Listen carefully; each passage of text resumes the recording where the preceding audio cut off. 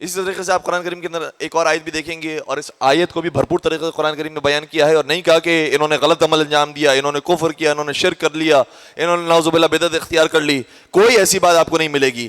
جب برادران یوسف سے غلطی ہو گئی، انہوں نے اپنے بھائی کو کنویں میں پھینک دیا، حضرت یوسف علیہ السلام پر ساری افتاد آئی، یہاں تک کہ وہ واپس پلٹے ہیں اور انہوں نے توبہ کرنے کا ارادہ کیا تو انہوں نے کیا کہا؟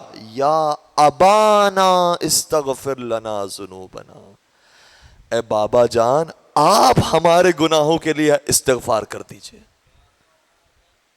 ایک ٹیلی ویژن پر ہم موجود تھے، انہوں نے کہا کہ یہ آیتیں ہیں، یہ ساری آیتیں اپنے مقام پر ٹھیک ہیں، لیکن ان آیتوں کے اندر کوئی خاص بات نہیں ہے. یہ تو ایسی بات ہے کہ کوئی وسیلے کی بات اس کے اندر نہیں کہہ سکتے ہم. یہ تو ایسے ہی ہے کہ جب ہم ایک دوسرے سے کہتے رہتے ہیں کہ بھائی مجھے یاد رکھنا، میرے لیے دعا کر لینا، میرے لیے استغفار کر لینا، میرے لیے فلاں عمل انجام دے دینا، یہ تو اسی طریقے سے ایک سادہ سی بات ہے. ایسا نہیں ہے کہ ہم مخصوص کر لیں کہ ان کا وسیلہ اختیار کیا جائے. نہیں، پروردگار نے ایسے کوئی نہیں رکھا. پروردگار تمام بندوں کے اوپر برابر سے مہربان ہے، تمام بندوں کے اوپر برابر سے خالق اور مالک ہے. یہ جو مخصوص ایک ٹولہ ہے، اس نے مخصوص افراد کو معین کر لیا، بس انہی کے وسیلے سے انہی کو یاد کیا جائے، انہی کو پکارا جائے. تو ہم نے اس موقع پر یہی بیان کیا کہ اے میرے بھائی، اگر کسی کو بھی استغفار کے لیے کہا جائے اور کسی سے بھی دعا کے لیے کہا جائے، اس کے اندر مذائقہ کوئی نہیں ہے، لیکن دیکھو کہ تم کس کو وسیلہ بنا رہے ہو. خدا تو قرآن میں کہہ رہا ہے کہ یا برادران یوسف نے اپنے زمانے کے نبی کو وسیلہ بنایا ہے، یا قرآن یہ کہہ رہا ہے کہ صحابہ اپنے زمانے کے نبی کو وسیلہ بناتے تھے. اب تمہارا مقدر ہے، تم اپنے جیسے امتی کو وسیلہ بناؤ. ہم یا نبی کو وسیلہ بنائے یا وارث نبی کو وسیلہ بنائے. تو یہ الحمدللہ وسیلے کی بحث اچھے طریقے سے انسان کے ذہن میں آ جانی چاہیے کہ جو ہم یہ کام کر رہے ہیں بالکل شرک نہیں ہے، حکم قرآنی ہے، حکم خداوندی ہے، اس لیے عمل انجام دے رہے ہیں. اور بس اوقات یہ بھی آیت پیش کی جاتی ہے کہ قرآن کریم کے اندر آئی ہے کہ نحن اقرب الیہ من حبل الورید. خدا کہتا ہے کہ ہم تمہاری شہرت سے زیادہ قریب ہیں. ٹھیک ہے، خدا کیا کہہ رہا ہے؟ ہم تمہاری شہرت سے زیادہ قریب ہیں، اس لیے کسی کو وسیلہ بنانے کی ضرورت ہی نہیں ہے.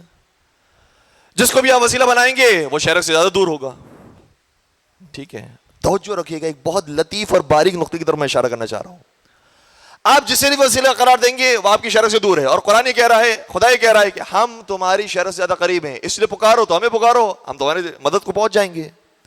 کیوں وسیلے کی طرف جاتے ہو؟ کیوں دور والے کی طرف جاتے ہو؟ اور بڑی مثالیں دے کر اس بات کو چٹپٹا کیا جاتا ہے کہ بھائی اگر آپ میرے برابر میں موجود ہیں اور آپ مجھے پانی پلا سکتے ہیں تو میں کسی دور والے کو تھوڑی کہوں گا کہ آؤ اور یہاں پر آ کر مجھے پانی پلا دو.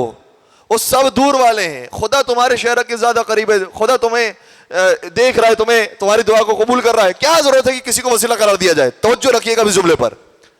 میں نے کہا ٹھیک ہے، بات آپ کی بالکل ٹھیک ہے. اب ہم کیا کریں؟ کیا کریں اب؟ ہم کہا کہ اب دعا مانگو خدا سے، خدا کو پکارو.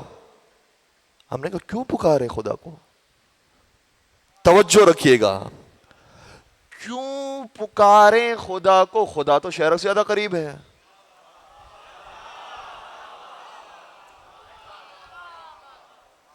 ابھی تو آپ نے کہا تھا خدا شہر سے زیادہ قریب ہے، اور قرآن میں واقعی آیت موجود ہے کہ جب کوئی چیز قریب ہو تو دور والے کو پکارا نہیں جاتا. اگر میرے دل کے اندر حاجتیں پیدا ہوئی، خدا کو ویسے ہی معلوم ہو گئی، پکارنے کی ضرورت کیا ہے؟ میں زبان سے ادا کروں گا وہ دعا دور ہو جائے گی، وہ دعا دل کے اندر رہے گی، وہ زیادہ قریب ہوگی. میں زبان سے کیوں ادا کروں؟ میں کیوں پکار کر اسے دور کروں؟ میں زبان کو استعمال کیوں کروں؟ میں زبان کا بھی وسیلہ کیوں اختیار کروں؟ اس کا صرف ایک ہی جواب ہے اور کوئی دوسرا جواب نہیں. توجہ رکھیے گا، میں اس بحث کو مکمل کرنے والا ہوں. اس کا کوئی اور جواب نہیں، صرف یہی جواب ہے، کیونکہ حکم قرآنی ہے ادعونی استجب لکم. مجھ سے زبان سے پکار کر دعا مانگو، میں تمہاری دعاؤں کو قبول کرتا ہوں. تو جب حکم خدا آ جاتا ہے تو دعا مانگتے ہو، حکم خدا آ جاتا ہے وسیلہ اختیار کرو تو ہم وسیلہ اختیار کرو. تو یہ حکم خداوندی ہے. یہاں پر آپ کی منطق، آپ کی عقل نہیں چلے گی کہ یہاں قریب ہے، وہاں قریب ہے، کیا ضرورت ہے ان کو وسیلہ بنائیں، ان کو وسیلہ بنائیں. یہ تو حکم قرآنی آ گیا ہے، یہ نص قرآنی ہے. تو جب بات نص سے ثابت ہو، حکم قرآنی ثابت ہو، وہاں پر آپ کی عقل و منطق نہیں چلتی ہے. اس لیے قرآن نے کہا ہے ادعونی، تو ہم دعا کرتے ہیں. خدا نے کہا ہے وابتغوا الیہ الوسیلہ، اس لیے ہم وسیلہ تلاش کرتے ہیں.